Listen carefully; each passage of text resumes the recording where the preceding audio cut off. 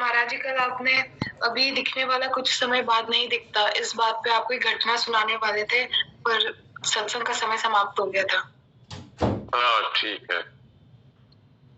तो वो घटना सुना देते हैं कि संस्कार की वस्तुएं जिनसे ममता करते हैं ना, वो कब बिछड़ जाएगी इसका कोई पता नहीं। एक सज्जन थे, उन्होंने अपनी बेटी को बहुत अच्छा पढ़ाया लिखाया और फिर उनको एक उसके लिए अच्छा वर मिल गया।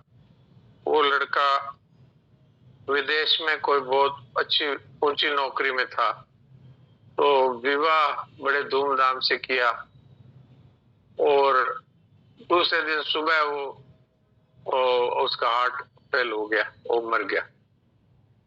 तो आप सोचो कि कितना ऐसा मामला है, हम मेरा मेरा कहते हैं और वो हमें छोड़कर तत्काल चला जाता है और खाली रोना बाकी रहता है, क्योंकि मेरा माना है तो रोना ही पड़ेगा और भगवान का मानो तो नहीं रोना पड़ेगा।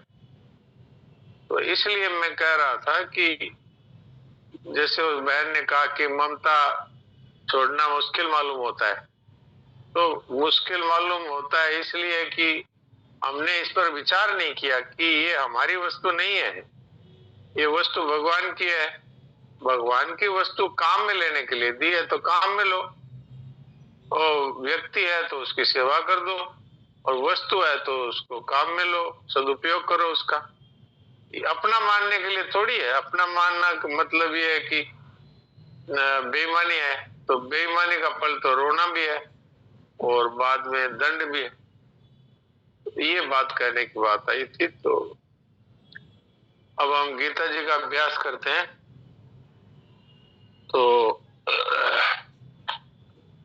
गीता जी का पहला अध्याय, और कल कौन सा श्लोक पढ़ा था?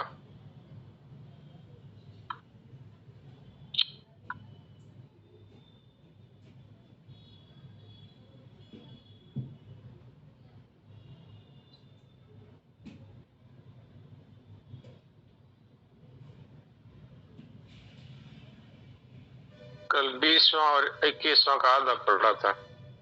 तो सभी लोग पहला अध्याय उसका 21वां 22वां श्लोक निकाल लीजिए। मैं 2 बार पढ़ता हूं तो आपका ध्यान रहना चाहिए इस श्लोक के एक एक अक्षर पर कि वो किस तरह बोला जा रहा है, उसी तरह आपको बोलना है। मैं 2 बार पढ़ूंगा, आप लोग विशेष ध्यान दे करके उस श्लोकों को गीता जी खोल के सामने रखिए और अच्छी तरह देखिए कि आप वहां पर कोई ऐसा ही बोल रहे थे या कुछ गलत बोल रहे थे तो उसका सुधार कर लें। और फिर किन्हीं 5 लोगों को मैं आप में से सेलेक्ट करके और उनसे पाठ करवाने का विचार है। अर्जुन उवाच, ये पहले अध्याय का 21वां 22वां श्लोक है। सेनयोरुभयोर्मध्ये रथं स्थापयमेच्युत यावदेतान्निरीक्षेऽहं योद्धुकामानवस्थितान् कैर्मया सह योद्धव्यमस्मिन् रणसमुद्यमे। अर्जुन उवाच, सेनयोरुभयोर्मध्ये रथं स्थापयमेच्युत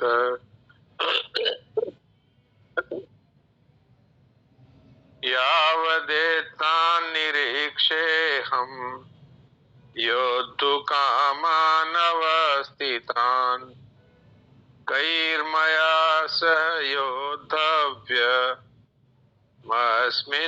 रणसमुद्यमे। इसका मैं अर्थ पढ़ता हूं। अर्जुन बोले, हे अच्युत, दोनों सेनाओं के मध्य में मेरे रथ को आप तब तक खड़ा कीजिए जब तक मैं युद्ध क्षेत्र में खड़े हुए इन युद्ध की इच्छा वालों को देख न लूं। कि इस युद्ध रूप उद्योग में मुझे किन किन के साथ युद्ध करना योग्य है। तो अब मैं देखता हूँ कौन कौन पाठ करना चाहते हैं।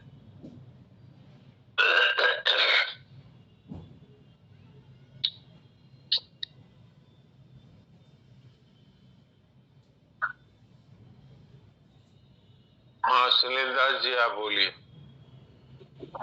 हाँ महाराज जी राम राम। राम राम। सैन्योरूपे मध्ये रथम स्थापयामि अच्युत यावत् एतान् निरीक्षेऽहं योदधु कामन अवस्थितम् के माया सह युद्ध अभ्यम अस्मिन् रण समुद्र में। इसमें काफी सुधार की आवश्यकता है। सबसे पहले तो आपने अर्जुन उवाच नहीं बोला, ये जरूर बोलना चाहिए। फिर उसके बाद में मैं अच्युत बोला। ये जो बीच में जो अवग्रह का चिन्ह है ये बोलने के लिए नहीं है, ये सिर्फ लिखने के लिए होता है। तो इसको वैसे ही बोलना है, रथम स्थापयाम्यच्युत। इसी तरह आपने निरीक्षे अहम बोला, यहाँ ए नहीं बोलना है। यावदेता निरीक्षे हम, इसको इसमें रुकना नहीं है, ए भी नहीं बोलना है।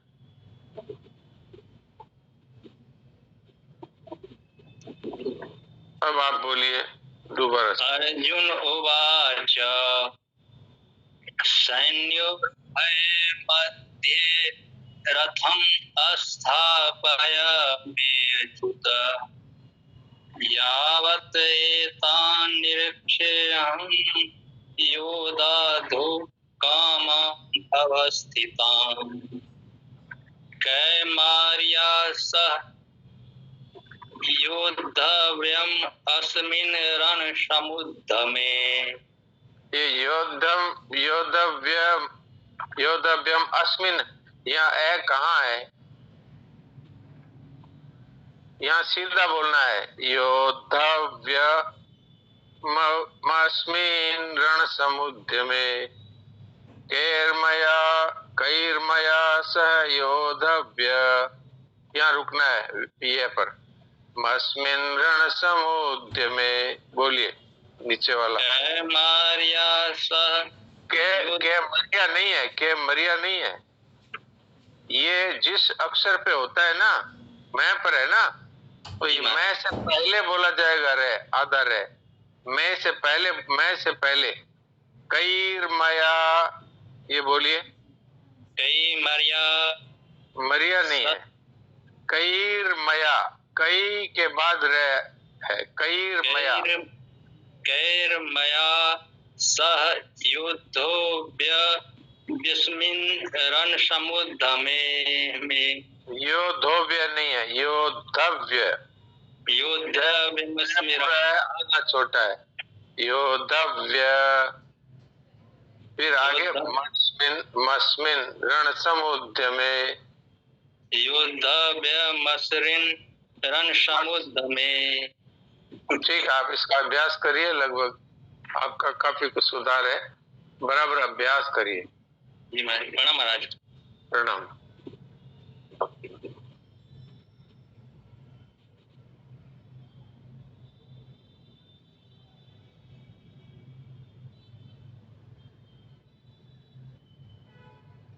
हाँ संतोष भाई आप बोलिए।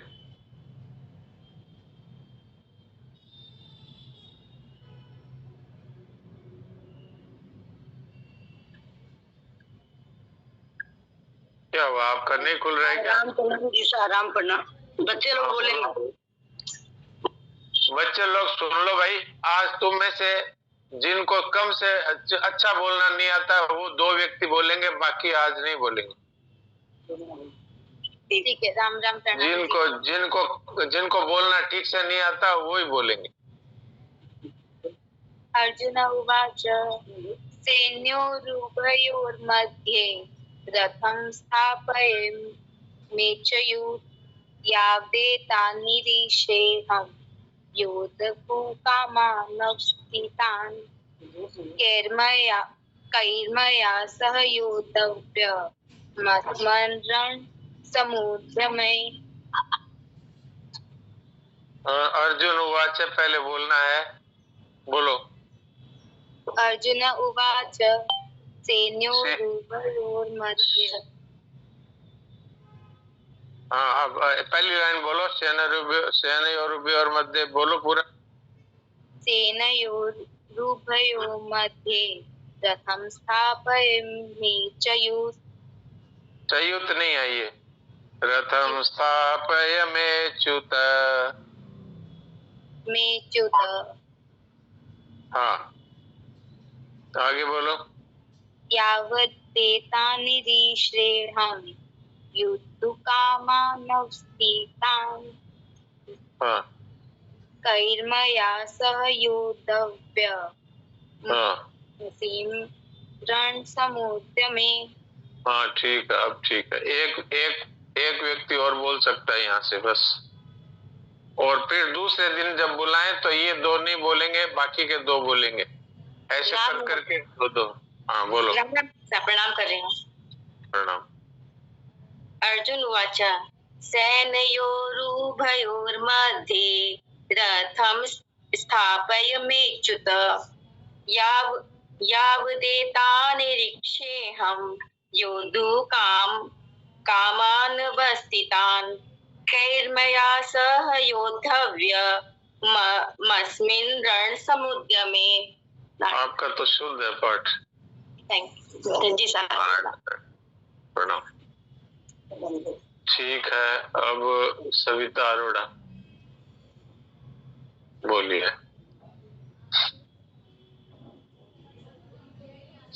प्रणाम डॉक्टर साहब। प्रणाम। अर्जुन उवाच सेनयोरुभयोर्मध्ये रथं स्थापयमेच्युत यावदेतान्निरीक्षेऽहं योद्धुकामानवस्थितान् कैर्मया सह योद्धव्यमस्मिन् रणसमुद्रमे। युद्धुकामानवस्थितान्, युद्धुकामा न और वह पूरा बोलना है। युद्धुकामानवस्थितान्, दोबारा बोलिए। अर्जुन उवाच सेनयोरुभयोर्मध्ये रथं स्थापयमेच्युत यावदेतान्निरीक्षेऽहं योद्धुकामानवस्थितान्। देखिए, कामानवस्थितान् कर दिया तो न को आपने छोटा बना दिया, न पूरा बोलना है। योद्धुकामानवस्थितान्। ओके, बोलिए, इतना बोलिए। युद्धु, यहाँ से बोलिए युद्धु। योद्धुकामानवस्थितान्। हाँ, अब ठीक है। कैर्मया सह योद्धव्यमस्मिन् रणसमुद्रमे। ठीक ठीक। प्रणाम। प्रणाम। कमला।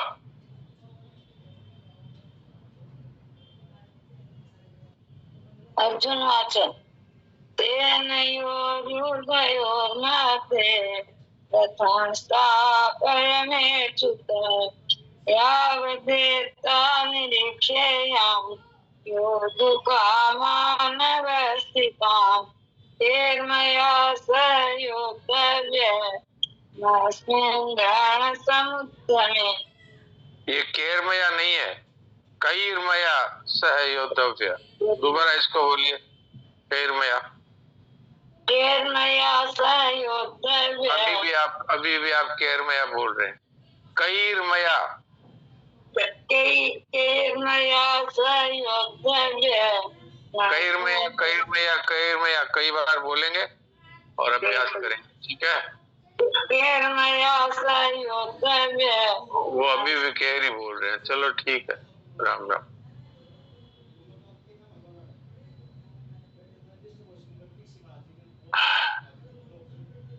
कई बोलने में क्या दिक्कत आ रही है भाई? केरमया बोल रहे हैं तो ये अशुद्ध है। कैरमया कई बोलने से शुद्ध हो जाता है। ठीक है, चलिए।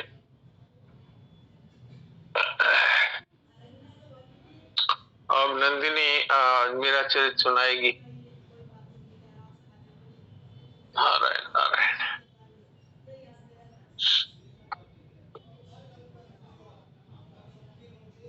अभी जो विक्रमादित्य है, मेरा भाई के देवर, वो अत्याचारी व्यक्ति है। अब उनका आक्रोश शुरू होता है आज। हाँ, पढ़ो 200 पेज पर विक्रमादित्य का आक्रोश। राम जी राम महाराज जी, प्रणाम। राम जी राम। राणा विक्रमादित्य ने एक दिन बड़ी बहन उदय कुंवर बाईसा को बुलवाकर कहा, जीजा, भाभी मारा को अर्ज कर दे कि नाचना गाना हो तो महलों में करने की कृपा करें, वहाँ मंदिर में चौड़े चौगान मोड़ों की भीड़ में जाकर अपनी कला न दिखाएं। यह रीत आपके पीहर में होती होगी कि बहू बेटियां बाबाओं के बीच में घाघरे फहराती हुई नाचती हो। सौदियों के यहाँ नहीं है। मैं कल उधर से निकला तो देखा आराम से नाच और गा रही है, मानो बरसने वाले सभी मर गए। अब किसका भय है? मेरे तो एड़ी की झाल चोटी तक फूट गई।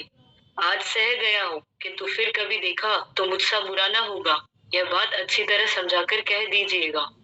उदय कुंवर बाईसा ने मीरा के पास आकर अपनी ओर से नमक मिर्च मिलाकर सब बात कह दी। पहले तो दाजीराज और बाबूजी हुक्म भारी पेट के थे, सो कुछ नहीं फरमाते थे। भाभी मारा, आज श्री जी बहुत रुष्ट थे, अब मंदिर न पधारा करें, अपना फर्ज है कि इन्हें प्रसन्न रखें। इसका उत्तर मीरा ने तानपुरा उठा कर दिया, सिसोदियो रूठ्यो तो मारो काई कर लेसी, मैं तो गुण गोविंद का गास्या हो माई। राणोजी रूठ्यो बारो देश रखासी, हरि रूठ्या कटे जास्या हो माई। लोक लाज की कान न माना, निर्भय निशान गुरास्या हो माई। राम नाम की झाज चलास्या, भव सागर तर जास्या हो माई। मीरा शरण सावल गिरधर की, चरण कवल लपटास्या हो माई। काई करसी सो तो निंगे पड़ जासी हो मेड़तनी जी सा। ये बाबूजी हुक्म नहीं है जो विष के घूंट भीतर ही भीतर पी पी कर सूख गए। एक दिन भी तो उन्हें सुख से नहीं रहने दिया, मरकर ही छूट पाए वे। जिस दिन से आपने इस घर में पांव रखा है, सदा विष के बीज ही बोती रही है, किसी को भी सुख की सांस नहीं लेने दी। 10-12 वर्ष में सबको ऊपर पहुंचा दिया। दिन रात हमारे घराने की लाज के झंडे फहराती रहती है। अरे कहा होता ना माँ बाप को कि किसी बाबा को ब्याह देते, मेरे भीम और अर्जुन से वीर भाई तो निश्वास छोड़कर न मरते। उदय कुंवर बाईसा कोहनी तक हाथ जोड़कर बोली, अब तो देखने को बस ये 2 भाई रह गए हैं। आपके हाथ जोड़ो लक्ष्मी, इन्हें दुखी न करो। अपने तागड़े तंबूरे लेकर घर में बैठो, हमें मत रांदो। मीरा ने फिर तंबूरे पर उंगली फेरी। बरजी मैं काहू की ना ही रहूं, सुनरी सखी तुम चेतन होए के मन की बात कहूं। साधु संगति करी हरि सुख लेऊं, जगसु दूर रहूं। तन धन मेरो सब ही जावो, बल मेरो शीस लहूं। मन मेरो लागो सुमिरन सेती, सबका बोल सहूं। मीरा के प्रभु हरि अविनाशी, सतगुरु चरण गौ। तुनक करके उदय कुंवर बाईसा चली गई। राणा जी ने बहन को समझाया, गिरधर गोपाल की मूर्ति क्यों न चुरा ली जाए, सब अनर्थों की जड़ यही बला है। दूसरे दिन सचमुच ही मीरा ने देखा कि ठाकुर जी का सिंहासन खाली पड़ा है, तो उनका कलेजा बैठ गया। टालीरी दौड़ पीपल ताई, गिलहरी की दौड़ पीपल तक। उन्होंने तानपुरा उठाया और गदगद कंठ से वाणी फूट पड़ी, मारी सुध ज्यों जानो त्यों लीजो, पल पल ऊभी पंथ निहारूं, दर्शन माने दीजो।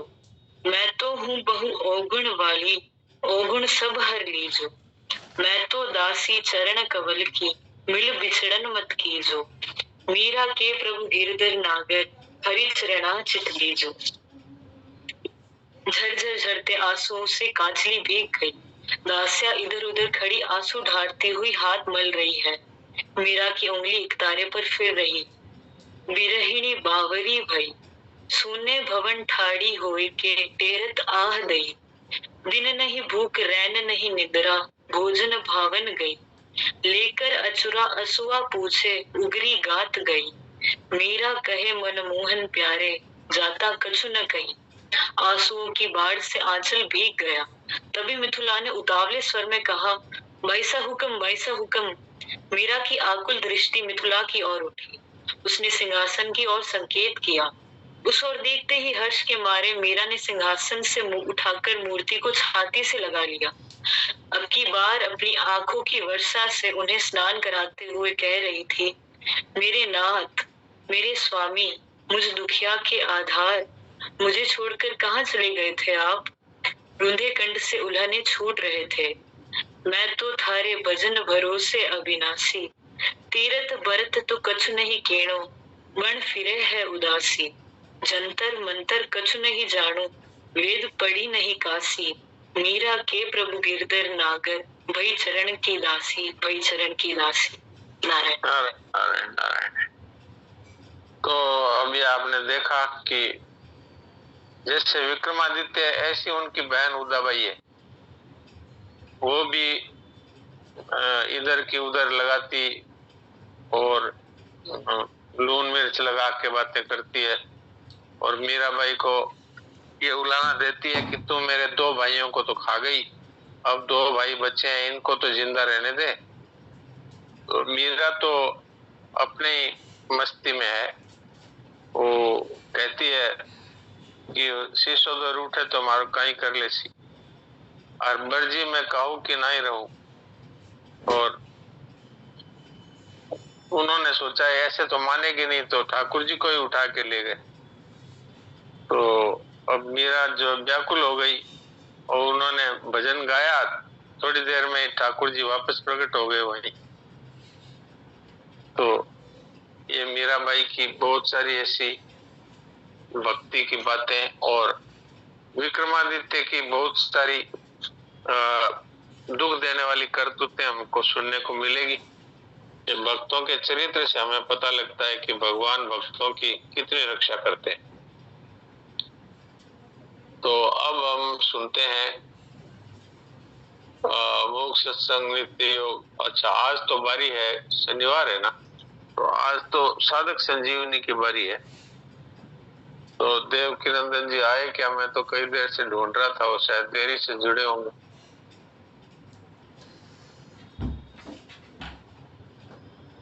हाँ देवकी जी, सुना दीजिए साधक संजीवनी।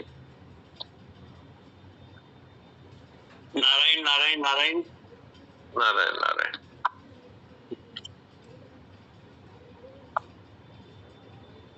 दूसरे देव का 43वां श्लोक था। कर्मेंद्रिय व अधिकारस्ते महाफलेषु कदाचन, माँ कर्म फल हेतु माते संगोस्व कर्मणि। कर्मण्येवाधिकारस्ते, कर्तव्य कर्म करने में तेरा अधिकार है, फलों में कभी नहीं। अतः तू कर्म फल का हेतु भी मत बन और तेरी कर्म ने करने में भी आसक्ति न हो। जी जी। उसके अंतर्गत मार्मिक बात चल रही थी। उसमें मार्मिक बात में माँ फलेषु कदाचन यहाँ से पढ़िए 129 पेज 129 पेज माँ फलेषु कदाचन। फल में तेरा किंचित मात्र भी अधिकार नहीं है,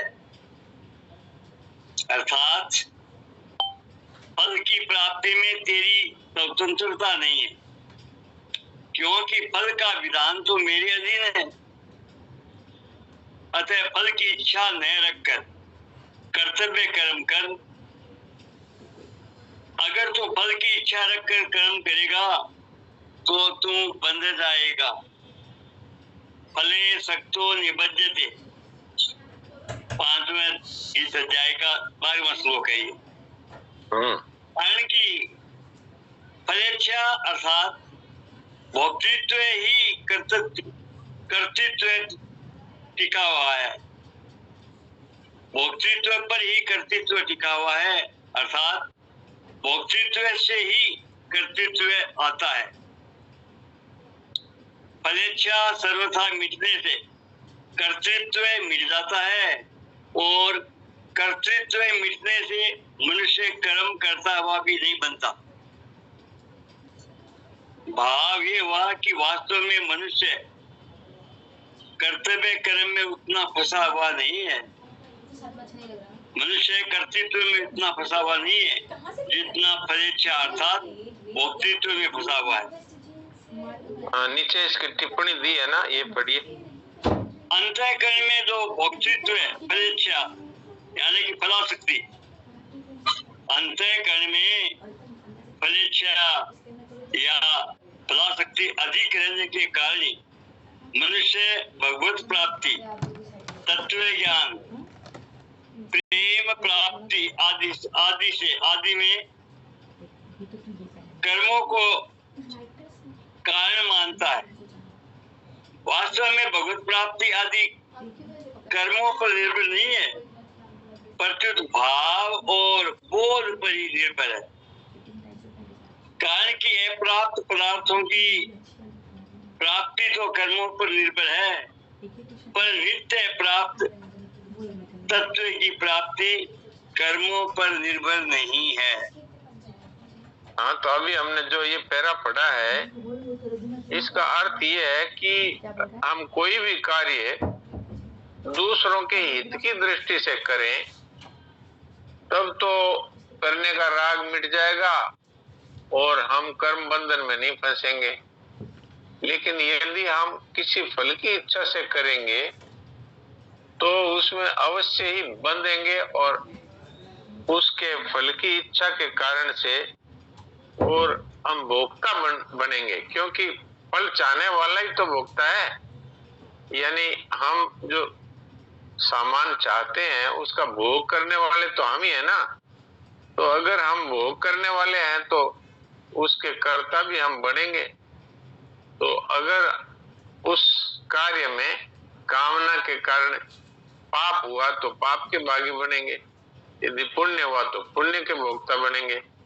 तो वास्तव में भोक्ता है, इसीलिए कर्तृत्व तो दृढ़ होता है। अगर हमें कोई फलेच्छा ही नहीं हो तो फिर दूसरों की चीज थी, दूसरों के काम लगा दी, तो इसमें न कोई कर्तृत्व अभिमान रहेगा और न भोक्तृत्व रहेगा। तो आदमी कर्म करता हुआ भी बंधेगा नहीं। लेकिन अगर वो कर्ता भी बनता है और भोक्ता भी बनता है तो फंस जाएगा। इसलिए गीता के 5वें अध्याय के 12वें श्लोक में ये बात कही है कि फल में आसक्त जो मनुष्य है वो ही बनता है। 5वें अध्याय का 12वां श्लोक में पढ़ता हूं अभी। युक्त कर्म फलम त्यक्त्वा शांति माप्नोति नैष्ठिकीम युक्त काम कारेण फले सक्तो निबध्यते। जो योगी पुरुष है अर्थात जो फल की इच्छा नहीं रखता, वो कर्म के फल को अर्थात